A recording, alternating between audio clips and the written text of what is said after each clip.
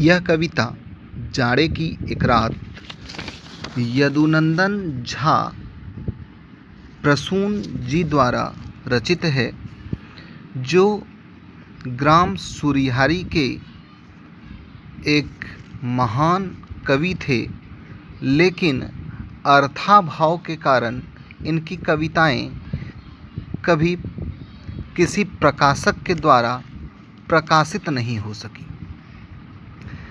इनकी यह कविता इस प्रकार है। मैं चलता बना तुम सोई रही। प्रेम की कविता है, जो किसी ऐसी रूपवती को देखने के बाद हृदय से उमड़ी है, जिसमें कवि कहते हैं, मैं चलता बना तुम सोई रही, वक्त आने पे भी कुछ कह ना सका। मैं चलता बना तुम सोई रही, वक्त आने पे भी कुछ कह ना सका। पलक ही मारते यामिनी गुजर गई, पलक ही मारते यामिनी गुजर गई। प्रिय परिचय भी पूरा ले ना सका।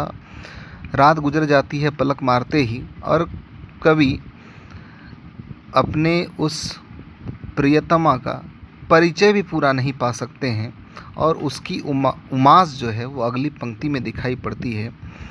था जाड़े की शिद्दत में मैं पड़ा, था जाड़े की शिद्दत में मैं पड़ा, मैं धोखे से ही इसमें बंदी हुआ।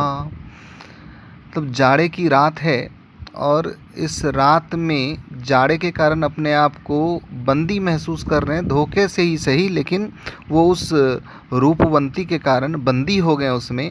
और जब रात्रि गुजर जाती है तो उसके बाद उन्हें जाना पड़ता है, लेकिन वो उसका परिचय नहीं पूछ सकते हैं। लेकिन जो रूप का परिचय होता है, जो आँखों से देखते हैं, वो उसका आगे देखिए वर्णन करते हैं। लघु परिचय में ही हुई कविता झड़ी, लघु परिचय में ही हुई कविता झड़ी। उदी काली घटा दामनी की लड़ी, उदी काली घटा दामिनी की लड़ी। किस तरह से शब्दों में बयां किया है अपने उमास को, कि रूप का ही परिचय भले हो, नैनों से ही परिचय हुआ हो, सिर्फ रूप को ही देखा हो, लेकिन उसमें ही प्रकृति की काली घटा और बिजली की चमक उन्हें दिखाई पड़ती है। न बदनाम हो, न बदनाम हो जिससे कुछ ना लिया, न बदनाम हो जिससे कुछ ना लिया।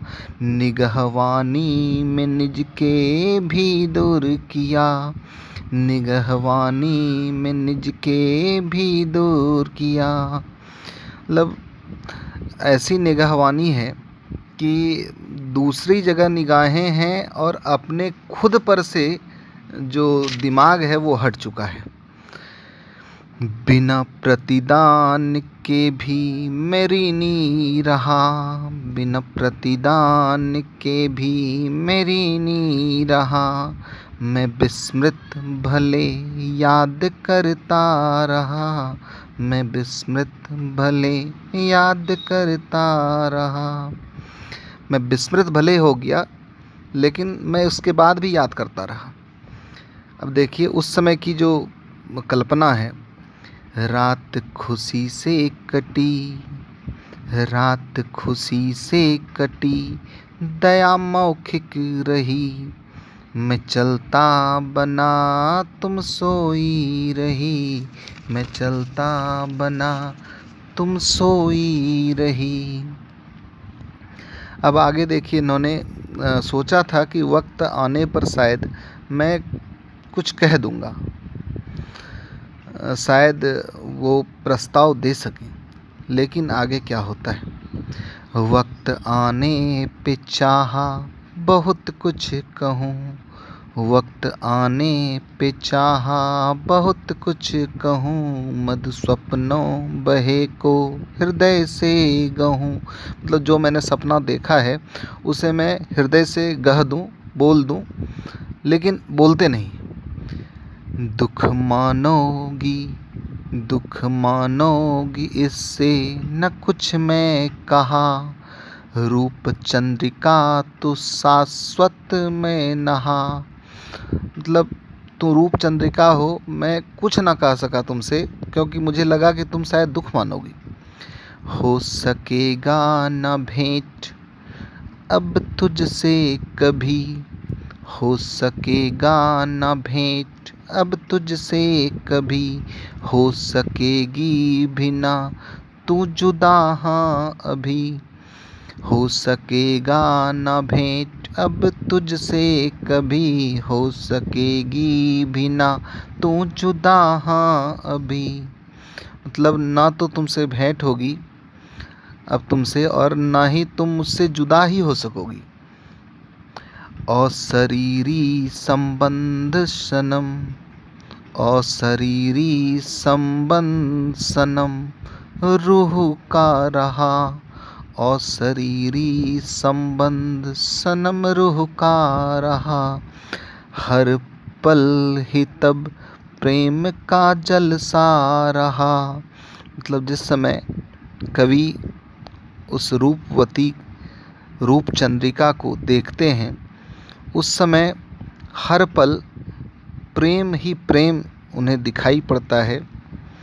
और अंत में कहते हैं, संयोजक जगा तुम खोई रही, संयोजक जगा तुम खोई रही, मैं चलता बना तुम सोई रही, मैं चलता बना तुम सोई रही। मतलब तुम शायद किसी ख्यालों में खोई रहती हो, और जो कवि हैं वो उन्हें देखते हैं और देख करके जाने की मजबूरी है और वो चल देते हैं। तो इस प्रकार से जो प्रेम का वर्णन है और साथ में विरह की वेदना है, दोनों एक साथ जो समन्वय दिखाई पड़ता है, जो सामंजस्य दिखाई पड़ता है, ये शब्द ही बयां करते हैं। धन्यवाद।